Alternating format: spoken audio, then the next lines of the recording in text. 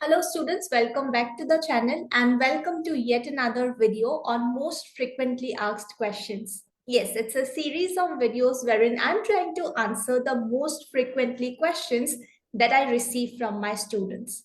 In case you also have any queries, concerns or questions, you can leave that in the comment section below and I will try to answer that for you. In my last video, I received a comment to make a video on how to read barracks, and today's video is all about that. So let's get started. But before we begin with the video, one thing that you should know is what is the difference between a barrack and the normal textbook. When we talk about bare act, it's the bare act, as in without any explanation given by a person, without any examples, without any cases being added. It's the bare legislation, how it was passed from the Parliament of India. So bare act is the exact copy of a statute, legislation or a rule book, how it is passed from Parliament or state legislature. There are so many legislations that we have: Constitution of India, Indian Contract Act, Transfer of Property Act, Negotiable Instruments Act, Protection of Human Rights Act.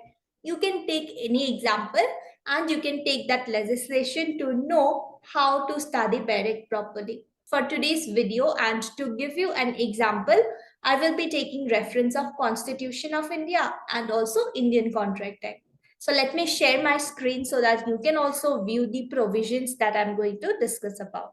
In order to read a bare act or a legislation, you will first of all need a copy of the bare act. Now, where do you get that copy? You can either prefer to buy a physical copy or a hard copy from Amazon or from other online stores or even from an online bookstore. Or you might prefer to download the copy. But you should be very, very careful while you are downloading bare act, because there are so many websites wherein you will get copies of different bare acts, but then they might not be updated ones. So be very careful while you are downloading bare act copies from online websites. You should try looking for the ones which are like official website. Maybe if you are looking for some environment related legislations, rather than downloading it from any random website, you can prefer environment ministry's website. There usually you will get the updated copy. For example, you want to study the Protection of Human Rights Act. There, rather than simply searching Protection of Human Rights Act direct on internet and referring to any random website, you might prefer to go to National Human Rights Commission, because they are the ones who are established under the act. So if any changes, any amendments are being made to Protection of Human Rights Act, most likely these bodies or these departments will have the updated copies available, like will make the updated copies available on their website. So if you are looking for legislation on human rights, most likely National Human Rights Commission's website will have the updated version. Same ways, environment related laws, Environment Department, labor laws, Labor Department. Like that, you can look for authoritative source to download the bare act, so that you don't end up reading the older version of any legislation. That's the first thing that you need to take care of while downloading bare acts to read it. Now, how do we read a bare act, or how do we read the provisions from a bare act? Bare act usually starts with something called as preamble or objectives of the legislation, and it becomes very important for us to know what is the purpose, why that certain legislation was being introduced, purpose of introduction of that legislation. It's very important for us to read that. So you need to read the preamble or the objective in order to be able to understand the legislation in a better way. After that, you will see one date over here. This is nothing but the date when it received assent of the president or governor, the date when it was adopted. And another date you will see over here, that is first day of September 1872. This is the date from when this legislation came into effect. So usually the date of adoption you will get over here before objectives or preamble starts, and the date when it came into effect, that date you usually get it in section 1 of the legislation.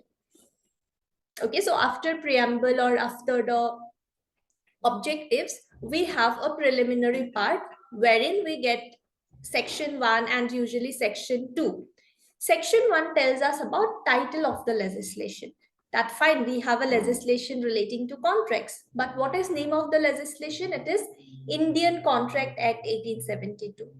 After that, you will also get the extent and commencement. Extent as in what is its extent, to what scope or jurisdiction this legislation applies.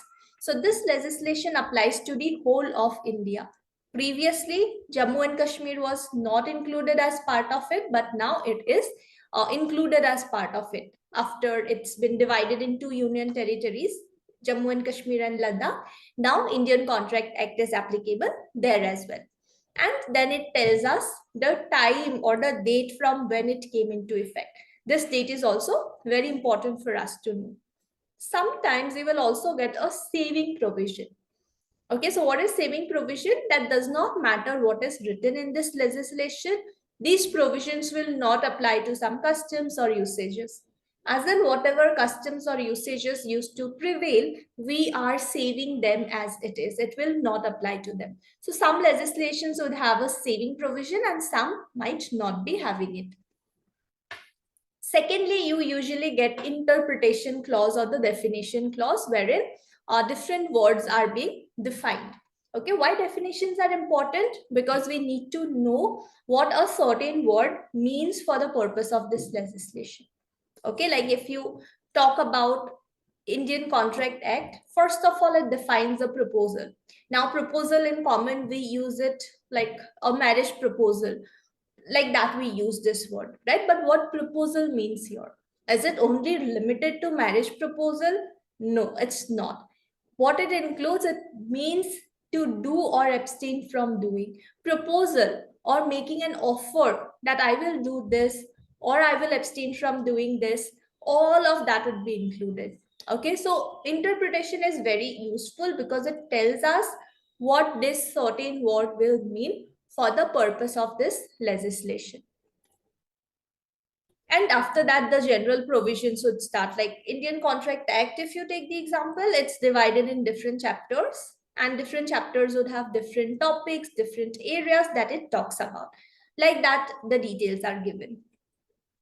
Also, if you want to know how to study a legislation or a bare act, I have an entire playlist on that, wherein I have tried to explain some sections from different legislations. I will leave a link to that playlist also in the description box below so that you can check that out. If you watch 3-4 videos from there, you will get an idea on how to understand or read provisions from a legislation, how to derive meaning out of it. In a very simple and very easy language, I have tried to explain that. Okay, so some of the legislations would even have explanations. Some of the legislations will have illustrations, examples, etc. Like Indian Penal Code. It's a difficult legislation, right? We need to understand a certain crime properly. So there you might see explanations, illustrations, all of that is being provided. All of that becomes very important. By the way, there is another video on parts of statute, different parts of statute, or internal aids of construction. Two videos are there wherein I have explained what all different parts we get to see inside a statute and how it helps us understand the legislation in a better way. So do make sure to check those two videos out as well, and you will get a very clear idea on how we can study different parts of the legislation and how to understand the legislation well. I'm keeping this video short because all these topics are already been explained in different videos. So I'll leave links of all of them in the description box below. If you have any doubts even after that, you can leave that in the comment section. I will try to answer your queries and I will try to address your concerns if you have any in this series of videos. So that's all for today. I hope you found this video helpful, and until we meet next time, bye-bye.